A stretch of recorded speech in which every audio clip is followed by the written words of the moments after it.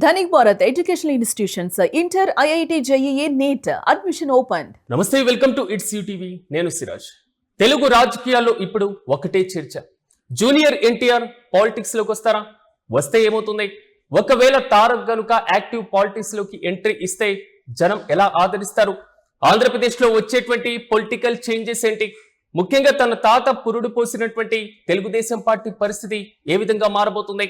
ఈ ప్రశ్నలన్నిటికీ సమాధానం దొరకాలంటే లెట్స్ వాచ్.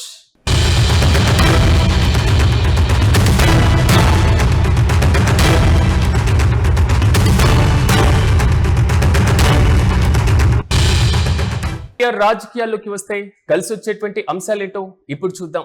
ప్రధానంగా తిరుగులేని మాస్ ఇమేజ్ తో పాటుగా క్రేజ్.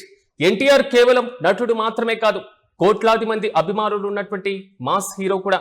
ఆయనకున్నటువంటి వాగ్ధాటి, డైలాగ్ డెలివరీతో పాటుగా తన తాతగారైనటువంటి సీనియర్ ఎన్టీఆర్ ను గుర్తు చేస్తూ ఉంటాయి. ఆయన పాలిటిక్స్ లోకి వస్తే పార్టీకి స్టార్ అట్రాక్షన్ కూడా దొరుకుతుంది. యువతను, ముఖ్యంగా న్యూ ఏజ్ ఓటర్లను తన వైపు తిప్పుకోవడానికి తారక్ ఇమేజ్ ఒక పెద్ద ఆయుధంగా మారుతుంది. ఇక జూనియర్ ఎన్టీఆర్ కు అసలైనటువంటి బలం తన తాత నందమూరి తారక రామారావు వారసత్వం. తెలుగు రాజకీయ చరిత్రలో నందమూరి తారక రామారావు మరి ముఖ్యంగా తిరుగులేని శకం. జూనియర్ ఎన్టీఆర్ రూపంలో గాని, గంభీరమైనటువంటి గొంతులో గాని అచ్చం తాతగారి పోలికలే కనిపిస్తాయి. ఆయన రాజకీయాల్లోకి వస్తే ఒక సెక్షన్ ఆఫ్ క్యాడర్ లో ఒక కొత్త ఉత్సాహం వస్తుంది. అసలైన నందమూరి వారసుడు వచ్చాడు అనేటువంటి సెంటిమెంట్ క్షేత్రస్థాయిలో రాజకీయ పరిస్థితులను సమూలంగా మార్చివేస్తుంది. ఇక తిరుగులేని ప్రసంగాల హోరు కూడా జూనియర్ ఎన్టీఆర్ కు అదనపు బలం. 2009 ఎన్నికల్లో జూనియర్ ఎన్టీఆర్ తన మైక్ పవర్ ఏంటో చూపించారు. ఇప్పుడు ఆయన మరింత పరిణితి చెందినటువంటి వ్యక్తి.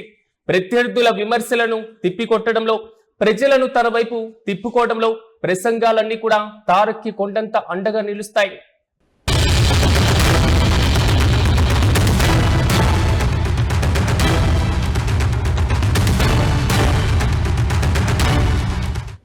ఇక జూనియర్ ఎన్టీఆర్ రాజకీయ రంగ ప్రవేశంతో ఆంధ్రప్రదేశ్ రాజకీయాల్లో భారీ మార్పులు రాక తప్పదన్న వాదనలు రాజకీయ విశ్లేషకుల దగ్గర నుంచి వినిపిస్తున్నాయి. ముఖ్యంగా జూనియర్ ఎన్టీఆర్ ప్రభావం తన తాత స్థాపించినటువంటి తెలుగుదేశం పార్టీ పైనే అధికారంగా ఉంటుందంటూ కూడా ప్రధానంగా వినిపిస్తుంది. అయితే తారక్ పొలిటికల్ ఎంట్రీతో తెలుగుదేశం పార్టీలో అంతర్గత నాయకత్వ ఘర్షణలు తప్పకపోవచ్చు. ప్రస్తుతం తెలుగుదేశం పార్టీలో నారా కుటుంబం చేతిలోనే కనబడుతుంది. అయితే లోకేష్ భవిష్యత్తు నాయకుడిగా దూసుకుపోతున్నారు. ఇలాంటి సమయంలో జూనియర్ ఎన్టీఆర్ ఎంట్రీ ఇస్తే పార్టీలో నారా వర్సెస్ నందమూరి అనేటువంటి అంతర్గత పోరు కూడా మొదలయ్యే అవకాశాలు కనబడుతున్నాయి. ఇద్దరు యువ నేతల మధ్య ఆధిపత్య పోరు నడిస్తే అది తెలుగుదేశం పార్టీ ఉనికికే ప్రమాదకరంగా మారొచ్చు. మరి ముఖ్యంగా ఎన్టీఆర్ పెట్టినటువంటి పార్టీ కాబట్టి తెలుగుదేశం పార్టీకి ఆ గ్లామర్ సెంటిమెంట్ కూడా ఉన్నాయి.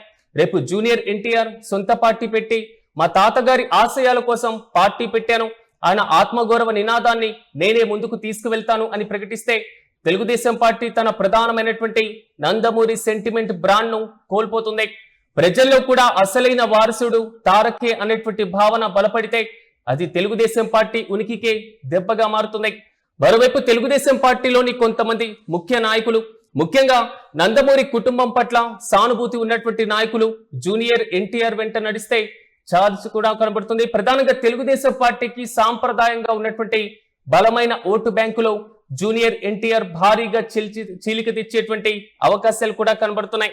ముఖ్యంగా కమ్మ సామాజిక వర్గం, నందమూరి అభిమానులు, అలాగే తటస్థ ఓటర్లలో తెలుగుదేశం పార్టీ వైపు ఉండేటువంటి ఒక పెద్ద సెక్షన్ తారక్ తన వైపు మొగ్గు చూపించేటువంటి విధంగా అవకాశాలు బాటలు వేసే ఛాన్స్ ఉంటుంది.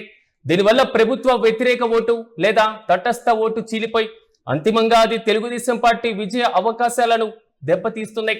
ప్రస్తుతం తెలుగుదేశం పార్టీలో నారా లోకేష్ యువతను ఆకర్షించేందుకు ప్రయత్నిస్తున్నారు. కానీ జూనియర్ ఎన్టీఆర్ క్షేత్రస్థాయిలోకి వస్తే ఆయనకున్నటువంటి మాస్ క్రేజ్ ముందు యువత అటువైపు ఎక్కువగా వెళ్లేటువంటి అవకాశాలే కనబడుతున్నాయి.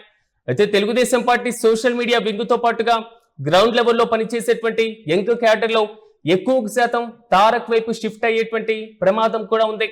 తెలుగుదేశం పార్టీలో చాలా కాలంగా అసంతృప్తితో ఉన్నటువంటి సీనియర్లు లేదా లోకేష్ నాయకత్వాన్ని పూర్తిగా జీర్ణించుకోలేకపోతున్న కొందరు నేతలు జూనియర్ ఎన్టీఆర్ పార్టీ వైపు చూసేటువంటి అవకాశాలు కూడా ఉంటాయి. తారక్ పార్టీ పెడితే ఒక బలమైనటువంటి ప్రత్యామ్నాయం దొరికినట్లవుతుంది కాబట్టి తెలుగుదేశం పార్టీ నుంచి వలసలను ఆపడం చంద్రబాబుకు పెద్ద సవాల్గా మారుతుంది.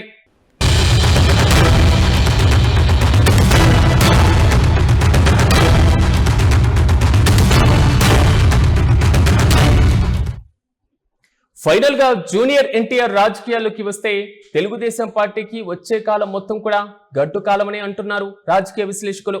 ఆయన సొంతంగా పార్టీ పెడితే తెలుగుదేశం పార్టీలో జరిగేటువంటి పొలిటికల్ డ్యామేజ్ చాలా ఎక్కువగా ఉంటుంది.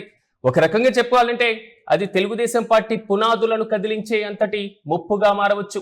మరి భవిష్యత్తులో ఇలాంటి పరిస్థితులు రాకుండా తెలుగుదేశం పార్టీ ఎలాంటి వ్యూహాలు రచిస్తుందో మనము వేచి చూడాలి.